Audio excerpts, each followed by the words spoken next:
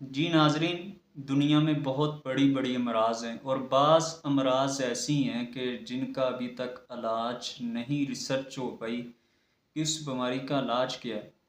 اور بعض اوقات ہم نے اپنے تجربات میں یہ بات دیکھی ہے کہ مریض ساری دنیا کے ہاسپٹل گھوم لیتا ہے، لیکن آخر کار ڈاکٹر یہ کہہ دیتے ہیں کہ ہمارے پاس اس کا علاج نہیں ہے، بس آپ اللہ سے دعا مانگو۔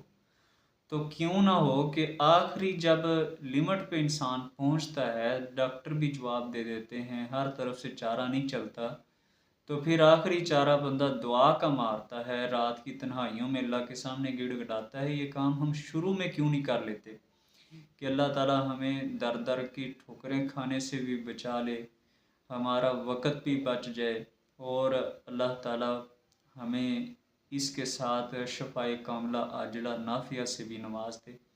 آج آپ کے سامنے ایک چھوٹا سا وظیفہ رکھنا چاہتا ہوں، بہت ہی پاورفل وظیفہ ہے۔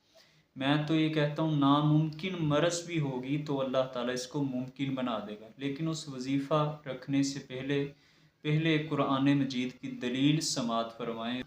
اللہ تعالیٰ فرماتے ہیں وَنُنَزِّلُ مِنَ الْقُرْآنِ مَا هُوَ شِفَاءٌ وَرَحْمَةٌ لِّلْمُؤْمِنِينَ، اور ہم نے اس قرآن مجید میں شفا اتاری ہے اور رحمت رکھی ہے للمؤمنین، مومنین کے لیے۔ تو یہ ہمارا ایمان ہونا چاہیے، قرآن مجید ہمارے لیے شفا بھی ہے اور رحمت بھی ہے۔ اور دوسری جگہ حدیث مصطفیٰ ہے، نبی صلی اللہ علیہ وسلم نے فرمایا سورۃ فاتحہ میں اللہ تعالیٰ نے ہر مرض کا علاج رکھا ہے۔ اور اسی سورۃ فاتحہ کے حوالے سے میں آپ کو یہ وظیفہ بتانے والا ہوں، اور اس وظیفے کے شاہد مولانا ڈاکٹر عبید الرحمن محسن صاحب بھی ہیں۔ انہوں نے ایک آدمی کو وظیفہ بتایا تھا جو دل کا پیشنٹ تھا اور جس کو ہسپتال سے جواب ہو چکا تھا، اور پھر اس نے یہ وظیفہ کیا، صرف 41 دن اس نے وظیفہ کیا، اور ڈاکٹر بھی کہہ رہے تھے کہ یہ آپ کے ساتھ اللہ کا معجزہ ہوا ہے، ہمیں یقینی تھا کہ آپ کی بیماری ختم ہو جائے گی، لیکن خیر پتہ نہیں کیا اللہ تعالیٰ نے آپ کے ساتھ آپ کی کرامت کا معاملہ کیا ہے، کیا آپ پہ نظر کرم کیا، آپ بالکل ٹھیک ہو گئے۔ یہ دل کے جو معاملات ہوتے ہیں ویسے بھی نازک ہوتے ہیں۔ اور اب آتے ہیں اس وظیفے کی طرف۔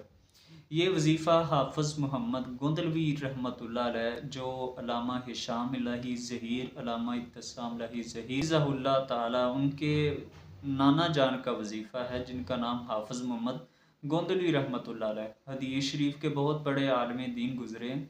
وہ بتاتے ہیں اگر کوئی بیمار ہونا تو آپ نے سورۃ فاتحہ پڑھ کے اس کا علاج کرنا ہے۔ اب اس کا طریقہ کار کیا ہے؟ آپ نے ہر نماز کے بعد سورۃ فاتحہ پڑھنی ہے۔ کتنی بار پڑھنی ہے؟ آپ نے 41 مرتبہ پڑھنی ہے۔ اور کتنے دن پڑھنی ہے اور کیسے پڑھنی ہے؟ ہر نماز کے بعد 41 مرتبہ سورۃ فاتحہ پڑھیں گے اور 41 دن تک پڑھیں گے۔ انشاءاللہ اگر آپ سورۃ فاتحہ 41 دن 41 مرتبہ ہر نماز کے بعد پڑھ لیتے ہیں تو 42واں دن نہیں آئے گا، اللہ تعالیٰ آپ کو شفائے کاملہ عاجلہ نافعہ عطا فرما دے گا۔ تو انشاءاللہ یہ وظیفہ آپ کریں، آگے بھی پھیلائیں، تو انشاءاللہ ضرور آپ کو شفا ملے گی۔ اور دو باتیں یاد رکھیں، اگر آپ چاہتے ہیں وظیفے کہ آپ کو بھرپور فوائد حاصل ہوں تو دو باتیں، ایک تو یہ ہے یقین کے ساتھ وظیفہ کریں، دوسرا یہ ہے کہ پابندی کے ساتھ وظیفہ کریں، ناغہ نہیں کرنا، نماز پابندی کے ساتھ پڑھنی ہے۔ اگر نہیں پڑھ سکتے، اتنے بیمار ہیں، گھر میں پڑھ لیں، ٹھیک ہے؟ تو آپ نے نماز ضرور پڑھنی ہے، نماز کے بعد یہ وظیفہ کرنا ہے، تو انشاءاللہ آپ دیکھیں گے اللہ تعالیٰ آپ کی زندگی میں کیسے معجزے لاتا ہے۔